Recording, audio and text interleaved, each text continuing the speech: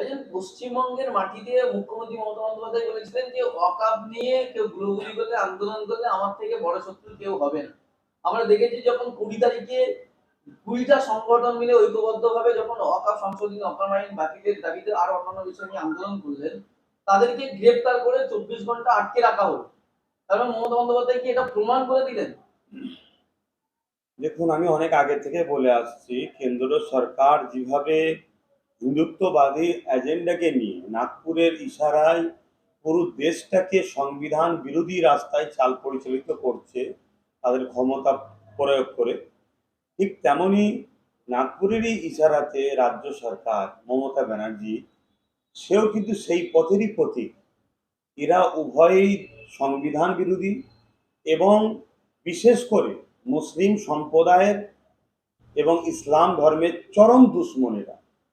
রাজ্য সরকার যেদিন মুর্শিদাবাদের সংখ্যালঘু পশ্চিমবাংলায় বা দেশে মুসলমান ঠিকই, কিন্তু পশ্চিমবাংলা এই মুর্শিদাবাদের জেলা হিসাবে ওখানে কিন্তু সংখ্যাগুরু মুসলমান, সেই জায়গাতে দাঁড়িয়ে বলেছিল আন্দোলন দিল্লি করো। কেন? এটা তো আমার সংবিধানের মৌলিক অধিকার। আমি আমার সম্পদের জন্য, আমি আমার ধর্মের জন্য, আমি আমার চাওয়া পাওয়ার জন্য তো বলতেই পারি। কিন্তু দুর্ভাগ্যের বিষয়, এরা সংবিধানকে মান্যতা দেয় না, এরা সংবিধান বিরোধী। তাই মানুষের মৌলিক যে বলার অধিকার, মানুষের যে চাওয়া পাওয়ার অধিকার, মানুষের যে আন্দোলন করার অধিকার, সে অধিকারকে কেন্দ্র সরকার যেভাবে মিটাচ্ছে, রাজ্য সরকারও সেভাবে মিটাচ্ছে। আর একটুখানি বলি, যেমন উত্তরপ্রদেশে ওয়াকাবলি আন্দোলন করেছে, তাদেরকে জেলে দিয়েছে, বন্দি করেছে। কেন? ওয়াকাফ কালা কানুনটা তৈরি করেছে বিজেপি সরকার। তাই উত্তরপ্রদেশে আন্দোলন করলে তাদেরকে রুকা হচ্ছে, বন্দি করা হচ্ছে। কেন? বিজেপির বিরুদ্ধে আন্দোলন। ঠিক তেমনই উত্তরপ্রদেশে যোগী মোদির বিরুদ্ধে, কেন্দ্রের বিরুদ্ধে আন্দোলন করলে যেমন বন্দি করে, পশ্চিমবাংলাতেও সেই কেন্দ্রের বিরুদ্ধে আন্দোলন করলে দিদি বন্দি করে। যোগী আর দিদির মধ্যে কোনো পার্থক্য নাই, তার প্রমাণ গত ২০ তারিখে পশ্চিমবাংলা সরকার প্রমাণ করে দিল। যত তাড়াতাড়ি আমরা পিছিয়ে পড়া মানুষ, বিশেষ করে সংখ্যালঘু মুসলিম সম্প্রদায়ের মানুষ, এসসি এসটি মানুষ বুঝবো, তত তাড়াতাড়ি আমাদের জন্য সুবিধা হবে। আমরা দেখলাম যে এর আগে শুভেন্দু অধিকারী পুলিশকে গালি দিয়েছে, অনুব্রত মণ্ডল পুলিশকে মা বোন তুলে গালিগালাজ করেছে, প্রস্তাব বাগচি তারা পুলিশকে জুতো দেখিয়েছেন। তাদের ব্যাপারে পুলিশ নিষ্ক্রিয়, আর নওশাদ সিদ্দিকী সহ যারা শান্তিপূর্ণ আন্দোলন করছিলেন তাদের ব্যাপারে পুলিশ এই সক্রিয়তা দেখিয়েছে। গত ২০ তারিখে যেসব রাজনীতি বা অরাজনীতি সংগঠন মিলে এই ওয়াকাফ কালা কানুনের প্রতিবাদে এবং এসআইআর নিয়ে যে চক্রান্ত চলছে, সেই বিষয়টাকে সামনে রেখে ওবিসিকে নিয়ে যারাই প্রতিবাদ করেছে তাদেরকে আমি আন্তরিক শুভেচ্ছা জানাই। তাদের পাশে আমি একজন নগণ্য ভারতের ছোট্ট নাগরিক হিসাবেও আমি কিন্তু তাদের পাশে আছি, তাদেরকে পূর্ণ সমর্থন জানাচ্ছি। মনে রাখবেন,